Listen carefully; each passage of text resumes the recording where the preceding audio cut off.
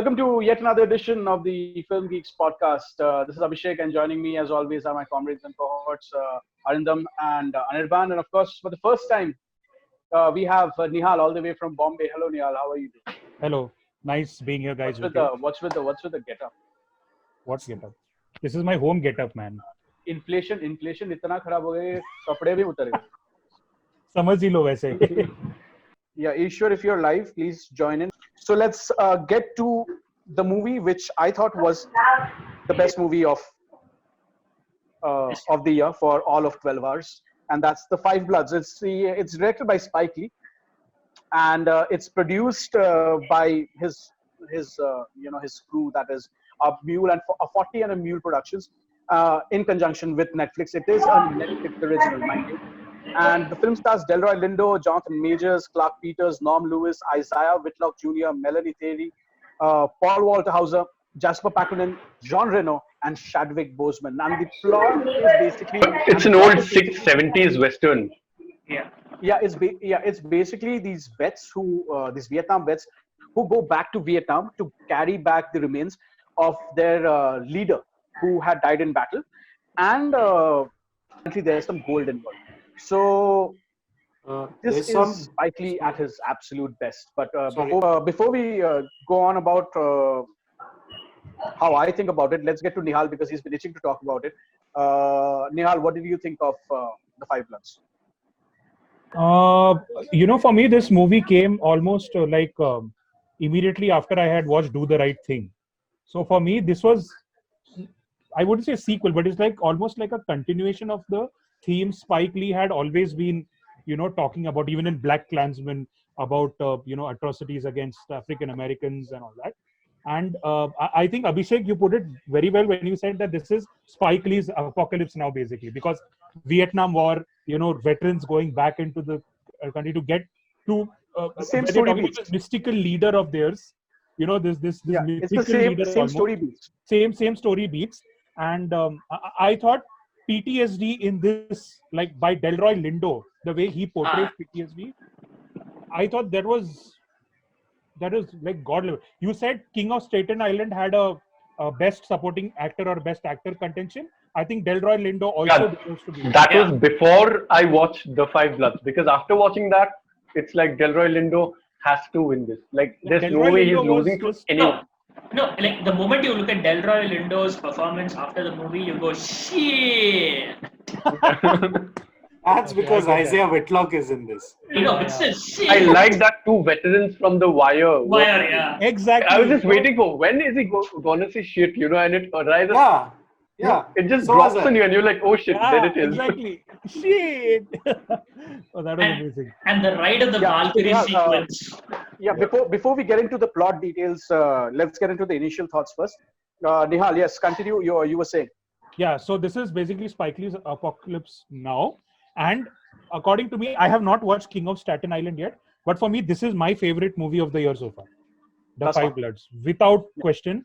And if you've seen Spike Lee movies before, you can see he has taken his usual tropes. What he takes from his earlier movies is the way he shoots scenes. Slideshow, yeah. The breaking of the fourth wall, characters ranting into the camera. So it's all that's there. But this is so powerfully done. And I want to find people who tell me that Chadwick Boseman can't act because the boy can act. The boy can act, and he's shown it here. Rachit Sharma ko phone kar lo bhai ek baar. No, I've told him this. So honestly, I think the performances are pretty brilliant all around. And also, Abhishek, you was talking about old Vietnam War documentaries. I haven't seen many of those, I'll admit, but I'll take a look at them. I really like the way he's interspersed clips of history within the movie itself. Almost as you said, you show, you don't tell. So he's actually shown brutality. He's actually shown assassinations, and he's actually shown all that. And he's not shying away from it. That was amazing. It's like in your face. Why would you shy away from it? Exactly. When people say things like, we killed women and children and we razed villages, there were literal shots of a child getting shot in the That is one of the most difficult things that I have seen this year. Because what happens in that sequence is that they show slides, throughout that movie. It's building up to something. It starts with that little, very famous video of this person just getting shot on the road. Okay. It starts with Ali. The first shot of the movie is like Ali's very famous speech in which he goes off against, like, no Vietnamese I'm not going to didn't call fight the me. war. Yeah, exactly. So it starts off with that. You know that this is going to be political as well. So he Absolutely. just doesn't mind whatever is happening. I think a lot of that has to do with the fact that it was solely a Netflix-backed original. I think if you didn't release on OTT, then it would not be as easy to sort of be as visceral in terms of the imagery as No, could have been. man. I don't think Spike Lee gives one Yeah, solitary. because Yeah. in Black Klansman Studios also he do. had something like Look this. at Black Klansman. Black Klansman, yeah. Black He Klansman. had more. Klansman, Who exactly. didn't give a Yeah. fuck? So this I movie, agree. In this terms of what you say is different. What you show is also very different. no, but he did because this He did technique. show it. He showed Yeah. people getting mowed down by a car Lynch. by that piece of shit from the alt-right. He Fair showed enough. that shit. And actually, this is what this is like a new Spike Lee, because from Black Klansman, these things have carried over. The slideshows, the sudden cuts, the very willful like editing. Did you notice that whenever they hug, it's like they have the double shot. It is very intentional because this is usually what they do in action sequences in which a car flies over. They show it like in James Bond, Ek Baar Ura, Do Baar Ura. But this Correct. one, whenever two characters hug, they have that same. That hugging takes place in, and the continuity doesn't match. So this is a very strong thing that he is trying to show. Actually, what actually I noticed in terms of editing was whenever they look back at the flashback scenes, they use a different tint, and so they make it more like what you see in grindhouse Yeah. movies and all. Yeah. You know what exactly that is? That is Ken Burns' documentary. Ken Burns' Vietnam is available. That's So exactly if what I was referring to, the Vietnam. if you go back to these documentaries, he uses very cheap CGI, and I think that it just isn't cost effective. And he color grades it in such a way so that the cheap CGI doesn't look really cheap, and the aspect ratio changes to 4:3 from the 16. And you're made aware of it because it constantly keeps shifting. So if you've played games like Shell Shock Vietnam, so this is exactly where they draw it from. Like they took it from Ken Burns documentaries, they put it in games like Shell Shock Vietnam, and over here they really use these grainy techniques to show that we are going back. Also, one very interesting choice that I loved was that he uses the same actors. They do not get de-aged. They do not get. He makes you aware of the fact that you are watching a movie. It's But like they do- flashback. They don't Irishman I this shit. disagree. I disagree because you know what I thought. You may be correct, but what I thought it signified was people don't come back from the war. Yeah, they don't come Yeah, back. Exactly. That's No, the but They're living the if- past in the if- present. I think this is a little. If they didn't come back from the war, they would be young now. If they are going back, it means they are permanently reliving that. But that's the point. Like That's they- why they yeah, haven't That's aged it in. exactly what I mean. So yeah, They've basically been living in the past, growing older and older. And I think it works for this movie wonderfully, and I don't think anyone else other than someone like Spike Lee would have made something like this. Because if someone new had come in and done something like this, like outrageous, you would say like this guy is just cheapening out. Like what is this? There was some weird things that he does though, because in Hold on. Before you get into it, let's ask Anirban, and then we can get into the nitty-gritty technicalities of it. Yeah, I think it's a brilliant movie. It's not my favorite movie of the year so far, and because we'll have to go into a separate segue for that. But it's just fantastic movie. And coming from where the political situation right now in the world is, well, when I say the world, mostly the US, it is a highly relevant movie in that sense. Not that Spike Lee ever shies away from this topic. This is a topic that he always bases his movies around. So you know that this would be politically charged more so, in fact, because of the fact that the times that we're living in. And he does not shy away from just butchering Trump. Apart from just naming him, he just flat out butchers the guy. Anirban, there's this one thing about Trump, Delroy Lindo being a Trump supporter. Yeah, that was there, and everybody chides him for it. Yeah, he's drinking. I make fun of him without listening to. I think the whole point was that you could make fun of him. I know they don't ask him, they do ask him, but in a more they're chiding him for the fact that he voted for. But the reasoning that he gives for supporting Trump, I thought was like very well written. Like Very it relevant. absolutely made sense why someone like that would be supporting someone like Trump. Correct, and After that, all of that is explored so brilliantly, and it makes sense, right? Why the fact it explores all of that, all of what is happening right now in a very subtle way. It doesn't actually go out and speak about Trump all the time or about politics all the time. It does it in such a nice way that you understand what's going on. Yeah. And you understand what these guys are feeling, and all of this is in the background. It's never brought to the front. It's just four guys having a chat about who they voted for, which is a conversation that it's a very Tarantino thing that happens here because it happens escalates. even And with us. similar to that, there is a similar scene which happens a little bit later on in the movie, which Pramshu also is talking about. That is the conversation they have with Deroche, where they talk about the French involvement in the Vietnam War and the Second World War. And he makes a really cool statement, which we as Indians can obviously relate, especially if you watch wartime British and American movies, where they say like, you Americans have a very, very, very different version of how the Second World War went. Exactly. It is absolutely true, because they are glorified in pop culture and D-Day, Normandy. The greatest generation and all of that. So I thought that was very, very, very well done. And so coming back to the plot points, there were some issues. I know Arindam has like one huge problem with the movie. I know, why don't you get onto it, and maybe all of us will give our thoughts. Yeah, before I get into that, one thing that I really appreciated about this was that the use of the MAGA hat. That character, you knew, wouldn't be the nice guy in the movie. He has a MAGA hat on, but that also serves a very nice visual purpose towards the end of the movie. I won't spoil what happens, but just that it isn't addressed by that character, but just that hat speaks volumes. Yeah. Just visually, that is very well integrated into the plot. It isn't just like a cheap, okay, this guy, ye chutiya hoga, so he has a MAGA hat on. That isn't the point of this. There's this one thing about the movie, like I'd like to get into, if you guys are okay before we go on, the soundtrack and the music. Yeah, Marvin Gaye. Wow. Just like Everyone, if you're listening to this, I know whoever is listening on the comment section, what's going on Marvin Gaye 1971, I think.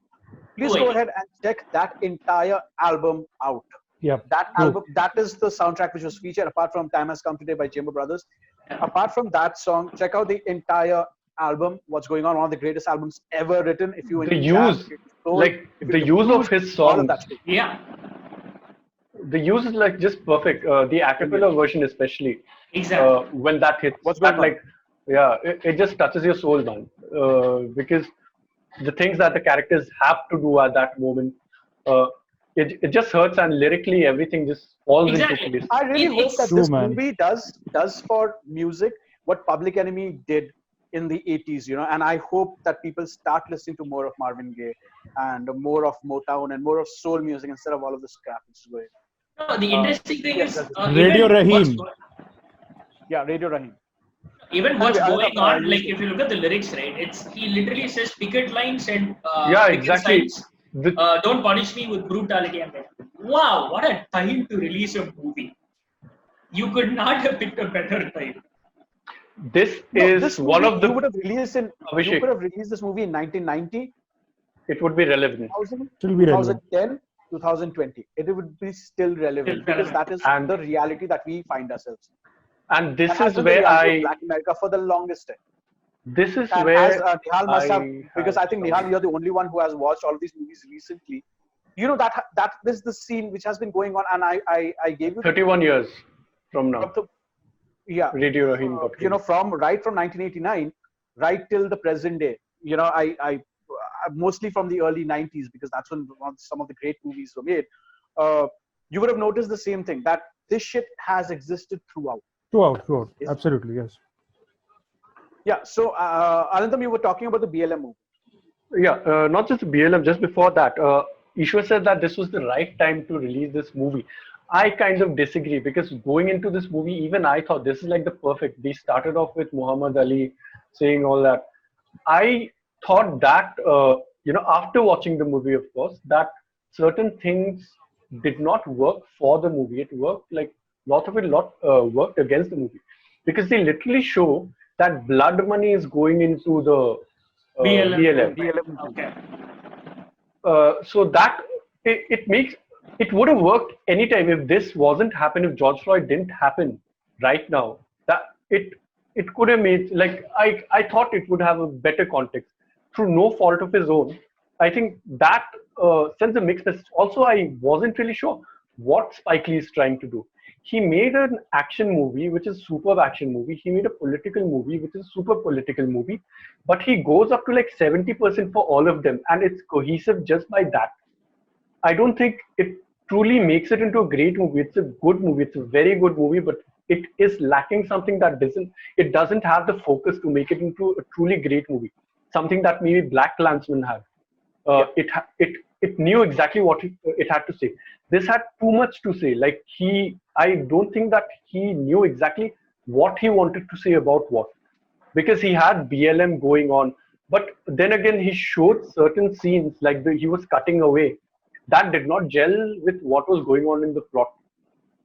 Like right at the end, also Martin Luther King's that entire speech comes up, and then they show the card. But what we see before it isn't like the Black Brotherhood that he talks about. That pales like narratively in the movie.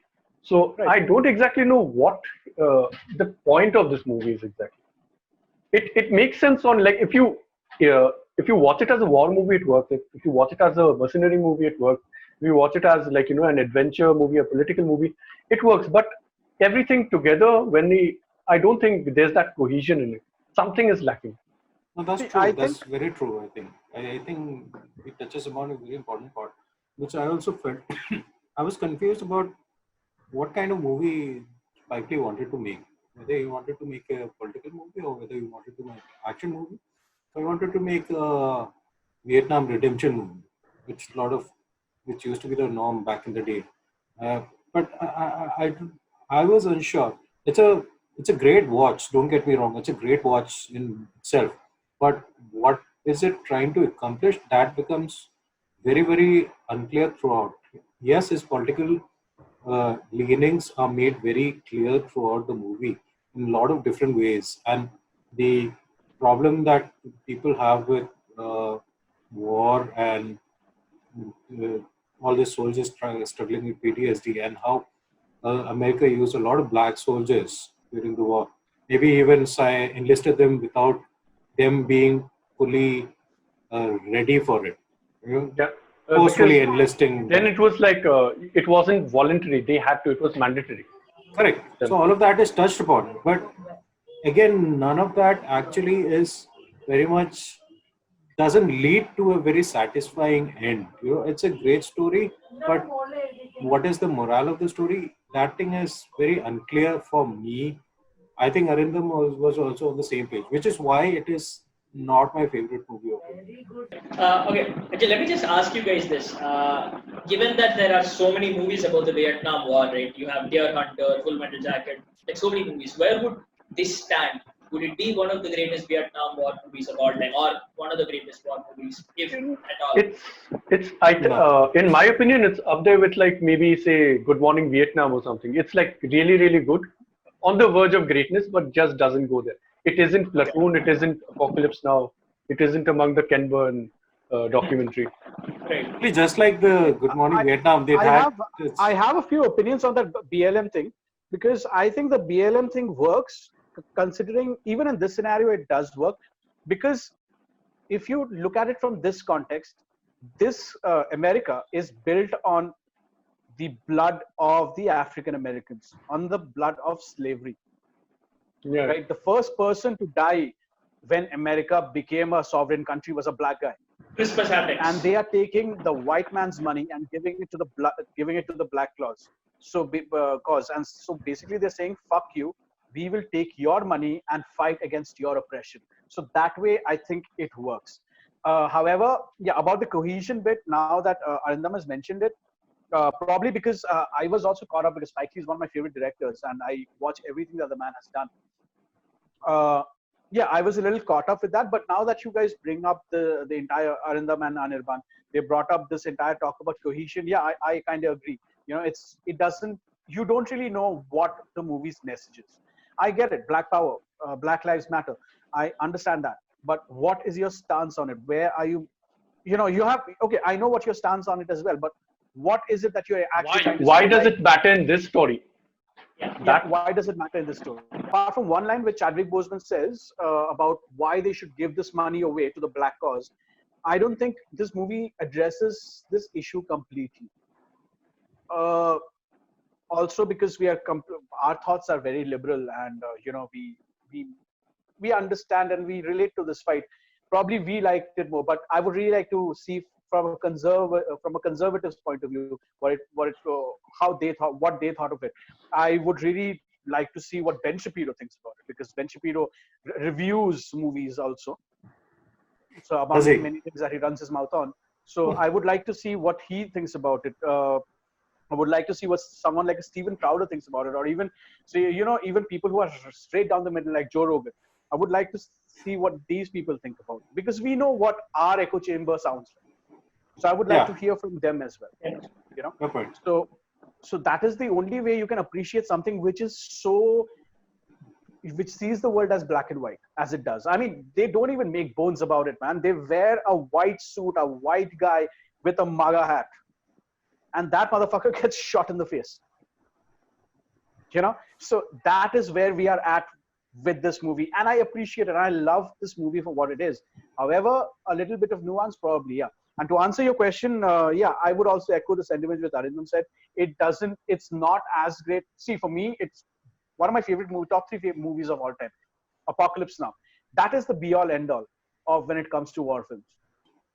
That is just iconic. It's not just iconic. It's just a fucking fantastic film. And you have Harrison Ford there in one scene. But yeah, it's just the greatest. And it's not as great as that.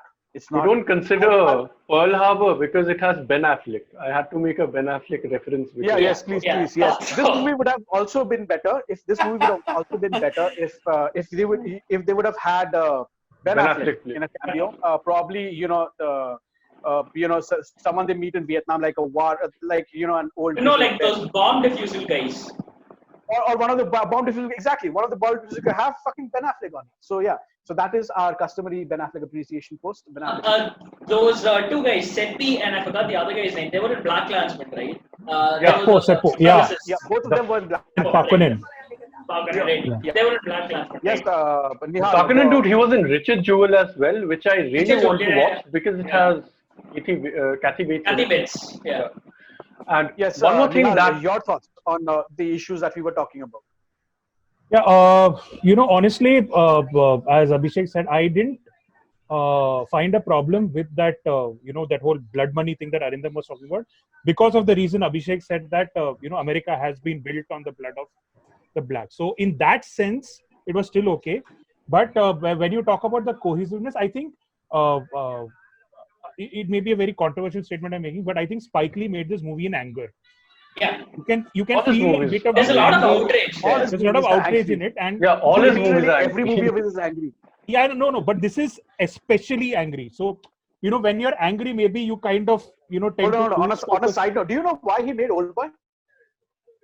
Because he wanted to make the Koreans angry. Because he hated Old Boy. That's why he made Old Boy. Okay, I didn't know this story. Okay, but that's interesting.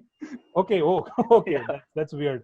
Okay, but by the way, the shot of that Spike Lee uses in the long corridors, in which he has the people, like, you know, on a certain pulley or something, and he just pulls them. Is he using that from Black Klansman, or did he do that? Nihal, did he do something like this in Do the Right Thing? Because I just remember him using that since Old Boy, I think. I think Old Boy had a similar shot. Since then, every movie of his has had this sort of very weird take. Even this one has the wire dude with his daughter right at the end. So yeah, these are some of his tricks that he employs. Yeah. Which? suppose. So the dolly Yeah. thing you're talking about. Yeah, the dolly thing. Yeah, the dolly thing that he does. It was there in Duder, I think, as well. It was there in Yeah. Duder, I think, as well, where the camera pans to his face and he talks about what he. Yeah. No, not that. Like they're on a certain platform. And when they people don't are stop. actually look like they're floating. Yeah, Like floating Black to the other Klansman has person. that right towards the end where they cut to the news clips. So yeah, things like this Spike Lee does. Right. Like here it makes sense. Black Klansman it didn't again because I was like, what does this do? So because of that, I don't know, man. It worked marvelously for me in some places. Some places it just lacked a lot. Those are my thoughts. So I'm Right. just So does going to the anyone have anything comments. else to add? I think So the just going to the dialogues. comments, right? Yeah, Just sure. going to the comments. So the dialogues in the movie, like I love these old guys, like the chemistry between these four grizzled vets, right? I love how Yeah. each of them came from different backgrounds, but you could see that there was that sense of camaraderie, like that togetherness, that shared trauma. The fact that they all accepted that they got PTSD except Delroy Lindo. That was just Yeah. fantastic to watch. There is one scene which I absolutely loved is when Delroy Lindo just walks off Yeah. and he's yelling and he's like praying like as I walk through the valley. Yeah. Oh He's my. crying and all. There's a very biblical thing on this as well because he's quoting Yeah. scriptures. He gets bitten by a snake. Snake, So yeah. there's a very biblical aspect to it as He well. loses treasure, so Yeah. Which also talks about, if you look at it politically, it also talks about Trump supporters who are very, very right wing, who got screwed over? conservative, Yeah, who and get- are yeah. Trump's very religious also in that way. He's a black What man, is but he's what deeply is the Republican, religious. the old American Confederate flag? Does anyone remember? Not the X, the other one.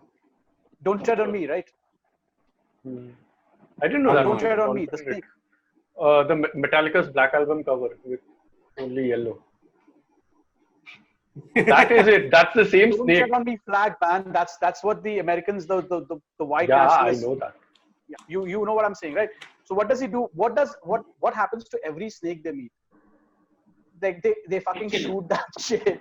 Yeah. Boom. Correct. Yeah, completely. So I thought, yeah, some of the symbolism was fucking brilliant. Like it was just see, the thing is, it's so on your face that after a point you start appreciating it. No, there's that bit about Rambo. The fact that they start roasting Rambo, some white guy wanting to go back and win Vietnam by himself. I'm like, yeah. So this is what I was talking about, right? The Vietnam redemption thing. Yeah. Because they fucking lost that thing, they feel compelled to do that Yeah. quite a lot. They'll go back and they'll have this protagonist who will win the war against the Vietnamese, which we know actually wasn't the fact. Right? Yeah. So we have Shreya who says, due to the timing, she wonders if anybody will actually give an honest review, which I know. That's exactly This is what I said, right? Please go and this is what we feel. Even we had a few problems with it, but also was the conservative channels like Shapiro and Crowder and people. I think mine was pretty honest. I ripped up holes in it because things like it's not a cohesive movie at all. Like once you think about it, it does many things. It does too many things, but none of it is done. No, that's just it. In terms of the message it's trying to convey, are we as reviewers apparently giving an honest review about this? Like at the end of the day. No, the point is, I don't think it's particularly pointing at us. I think what At society in general, Society in general. Because it just has 5 stars. Is it a 5-star movie? Like I think it's 4.5. It's a 4.5. It's up there. Not a perfect movie. It's up there. It's not a 5. It's not a perfect movie. I would give it 4 stars more than I give Akuni. So, cringe. Pramshu, after 12 hours of just talking about the 5 bloods, now he's finding faults. Listen, this is why I told the guy to join the goddamn podcast. Yeah. And he says the movie also felt slightly cliched, like Paul's son finding gold while taking to shit. While going to take a shit was predictable. It's like you're finding gold. You know what's predictable? The most predictable as thing ever. One person in the forest walking back, he has a wide shot. You know they're setting it up for a landmine. Yeah. That is just going to happen. But Listen. that is not just when they had that idea. As soon as we have these people who are like minesweepers, You are like, अब तो कोई तोड़ेगा पूरा जंगल में. कोई हाँ, जंगल में exactly. गया, like such convenience that these people just turn up. Yeah. Okay, No, क्या कर रहा था? मैं तो बस वहीं पे जा रहा था. I was just going, hey, what happened? listen, the most realistic landmine death that I remember, or at least the one that sticks to me, is from Tropic Thunder. Okay. But that is Yeah. Like Just they corn made, syrup. the most. yeah. What? No, like he just walks, he says oh, and then boom, that's it. And there's like nothing But left. that is also one of the most gripping parts of the film. Exactly. When David Steps on the steps mine. on that mine and they that- have to tie that part was fucking brilliant. That was- I And the was thing is, people So much and I'm tension. referencing him twice right now, and I know I think Nihal also will agree with me on this. There are 3 current directors who are at the peak of their powers right now, and sadly, one of them is like really old. Scorsese, Tarantino, and Spike Lee. They are like masters of their craft because this late in all of their careers, I think they have made movies which can rival some of their best, some of their Yeah. peak with Once Upon a Time in Hollywood, Correct. The Irishman, and now the Five Bloods. Five I Bloods, think yeah. these great directors whose work has defined generations, whose works will be studied for generations long after we've left, they are making some of the best movies right now. What does that have to say about original films at this day and age, which is not tied to any franchise, any big movie studio? If that does not give you hope, I don't know what else.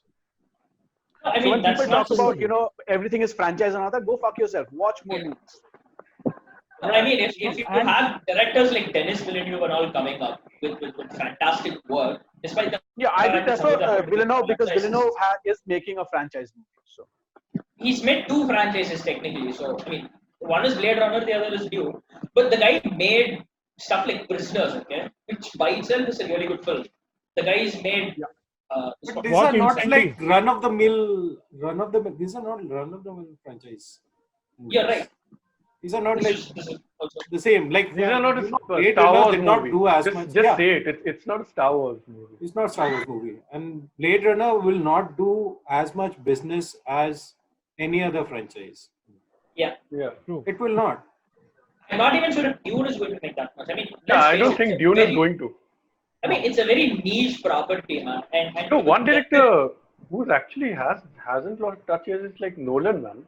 Like, see, like love Listen. and hate him, he has. He literally I'm makes. sorry, but I have to say it. Tenet is a JoJo movie. It's inspired by JoJo's Bizarre Adventure. I have here we to go forget again. it. I'm Here sorry. we go. This hentai shit. It is not hentai. I'm telling you to watch it. Okay, trust me on this. It's weird I think- as hell. You know, asking really people to think- watch some stuff, even if you don't watch any movie that we have talked about, watch. For Netflix is a joke. The YouTube channel has Yeah. released a 27-minute long Dave Chappelle special. It isn't a comedy set. It's just 8 him minutes. talking Yeah. for at length. It's like 27 minutes long. It's mostly unscripted, I think. And it's actually Just wa- titled just watch that. 846. It's titled It's called 846. it's called 846 based on George Floyd. 846. Yeah. Okay. I've heard of Yeah. it. So just watch that. I think that is like the strongest recommendation that I could have out of this. Like even if you don't watch all these movies, save 27 minutes and watch that. It's amazing. And I would also like to recommend any of Bill Burr's shows. Bill Burr is with Dave Chappelle, two of the greatest comedians of the world currently, Dave Chappelle and Bill Burr. Watch Bill Burr, anything that Bill Burr has done. He's not overtly political. He's just an everyman, and he has problems with stuff. Like if anyone without the overt political tonality of most of these current comedians that we enjoy, if anyone captures the spirit of George Carlin, I think it is Bill Burr.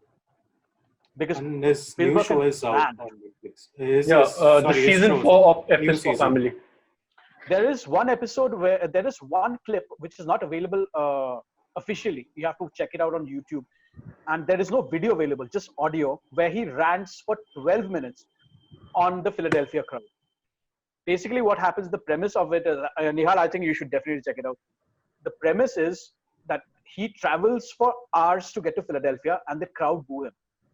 and he just Okay. loses his mind. And he has 12 minutes. He says, I will not do a set for this fucking audience. What I will do is I will just roast the audience. No, He says, like, because the best thing about your fucking city is a bridge which doesn't exist, and the people know about Philadelphia. Your biggest sporting hero is a fictional character. That's Rocky. So, so he just rips them a new asshole. It's fantastic. I highly recommend that you guys check it. I'm going to talk about which is my favorite movie I watched this year, which is not Five Bloods, which I have recommended that you guys also watch. It is Rohena Guerra's Sir. Shout out to Hussein who gave me a rip of that movie. Isn't that Tilokama Shome movie? yeah. Right, Yeah, right. it is. It is a brilliant movie, and it tells you the power that a name has. It's just the ending scene. We are talking about the ending scene in the movies today. It has got probably one of the most beautifully poignant ending scenes that I've seen in Indian cinema for a very long time. Very, very highly recommended. I think I'm going to check it out tonight. I just got it. Even Bekas is one of the movies. What's the name of the movie again? Sir, SIR. Sir. Okay. I for one am hyped to watch the personal history of David Copperfield. Just looking at the cast and especially who's directing it, I am very, very hyped. I'm looking forward to Hugh Laurie, Peter Capaldi, Tilda Swinton. It basically feels like Doctor Strange and Doctor House had a weird crossover with Dev Patel in the lead. But at the same time, Yanucci made a very, very underrated show for me at least. I enjoyed watching Avenue 5 this year. Death of Stalin, of course, and Avenue 5. I enjoyed checking out Avenue 5 because Hugh Laurie, oh my god. That guy, was this. Did you like that show? Did you honestly like that show? It was okay. I watched it for Laurie. So the cast, because of the cast and the people who are attached to it, it just doesn't live up to what that show could have been. The only reason I even watched it was because of Laurie, and Hugh I Laurie, actually enjoyed it. Yeah. Which show is this? It's called Avenue 5. Avenue It's on 5. Hotstar. It's on I Hotstar. got Okay. the cringiest bit of it was watching Josh Gad, but that's another story entirely. Like That's the only reason I haven't watched it, because I Abhishek's can't favorite, watch Josh Josh Gad. Gad. Josh Gad, yeah. I don't know. I don't get the hype behind Josh Gad for some reason, and I know it's like another tangent we're getting into, but I have to say it. Like I don't see what the big deal with Josh Gad. By the way, anyone knows what's releasing next week? No, we'll find out soon. But just to riff on Josh Gad again, I love watching explosions. If Josh Gad exploded, I would watch that. Michael Bay is your best friend. He's doing Reunited Apart, which is pretty good. I watched the Lord of the Rings special, which was nice. Yeah. He's I doing can't- Ghostbusters next. Yeah. Oh, Ghostbusters is one movie I genuinely can't wait for. It's Oh, yeah. I think the new movie should be good. Because, of course, Jason Reitman is making it. Yeah, Jason it's Reitman not- is making it. No, and the fact that it doesn't have the 2016 version like anywhere close to it, I like the fact that it's essentially a legacy project. Like Spengler's grandkids, and the fact that Paul Rudd's playing some part of the movie, and he's a fanboy. And like, okay, I am so in, and Ecto one. Right. So, but since Nihal is here, very quickly, let me just ask him one question, which I always wanted to ask one for a person from the DC Illuminati.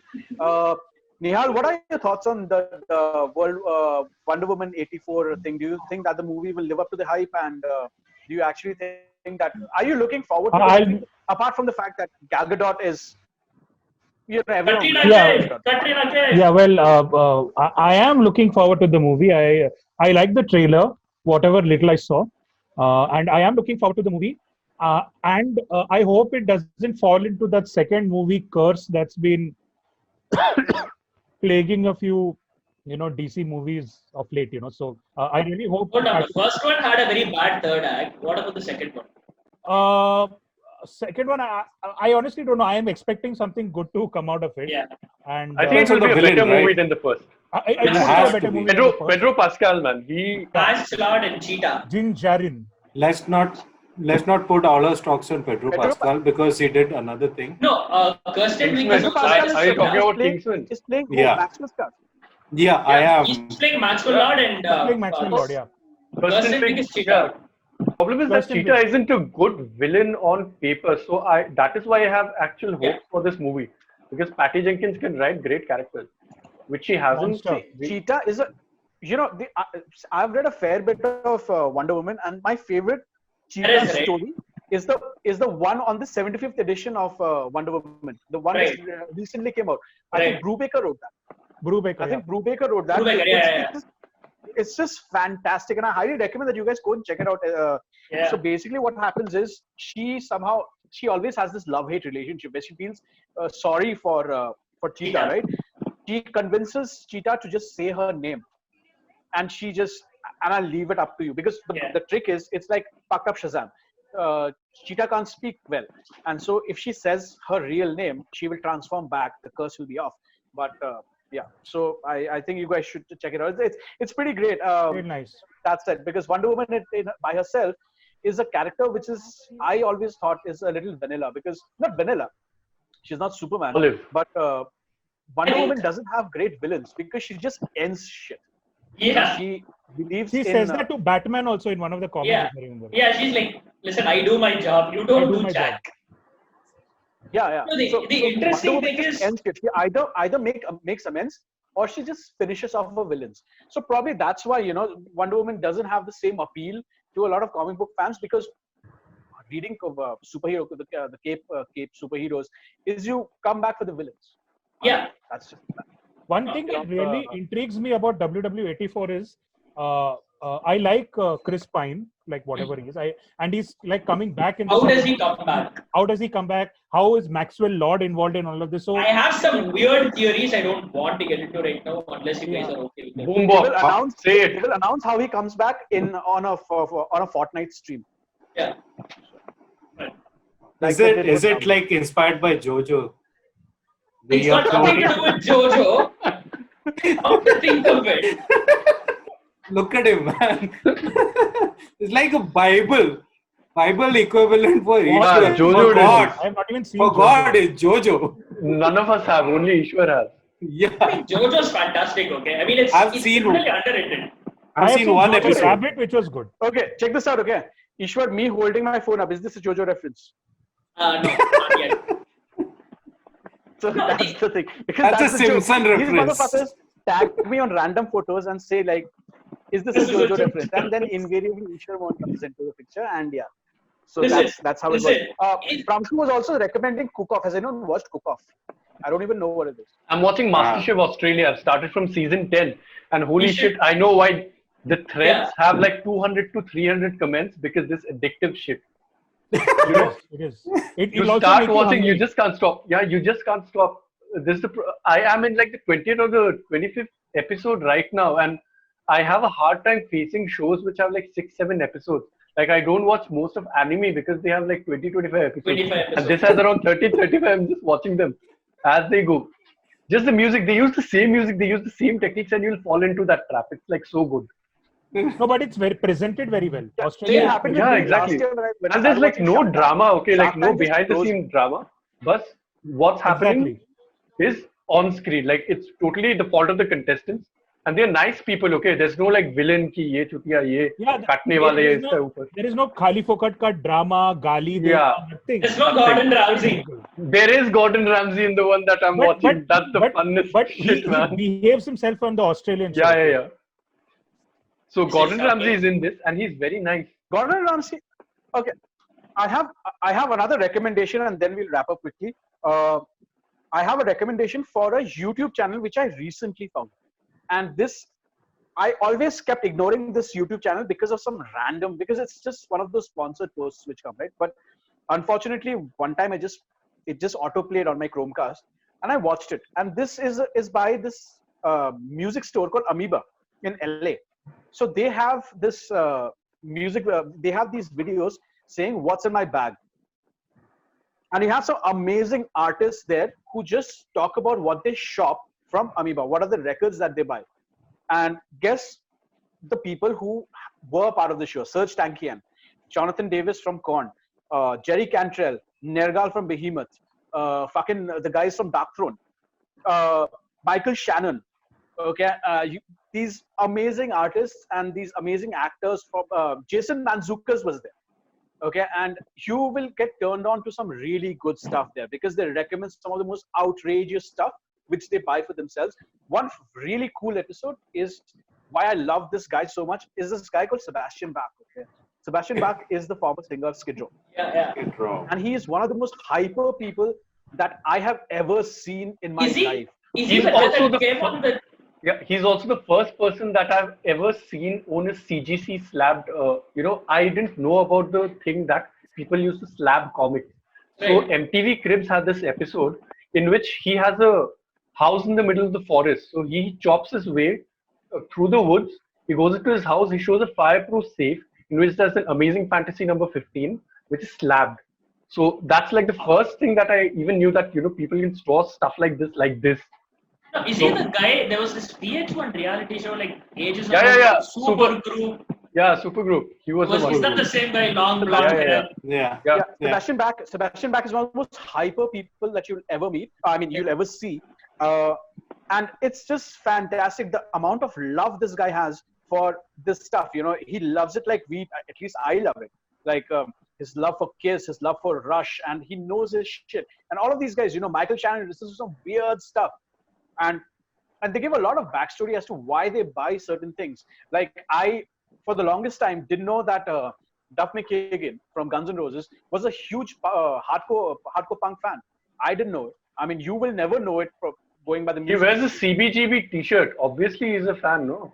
CBGB is where hardcore originated. Did anyone watch that, by the way? The CBGB movie. Yeah. No, I watched haven't. the Is it movie, good? read the book. Yeah, listen to the music. No, the fact of the matter is that only. No, so you get a lot of background on behind what these guys listen to and who these guys are as people. So I think it's really fascinating, and I highly recommend that check it out. It's called Amoeba. What's in my bag? So check it out. It's pretty great. Corey Taylor's one is also fantastic. So that does it for this edition. Thank you very much for being a part of this, Ishwar and Nihal. Thank you very much for being a part of the show. Anirban and Arindam, thank you very much. We will see you again next week. Go Corona, Corona go. See you next week. Go Corona.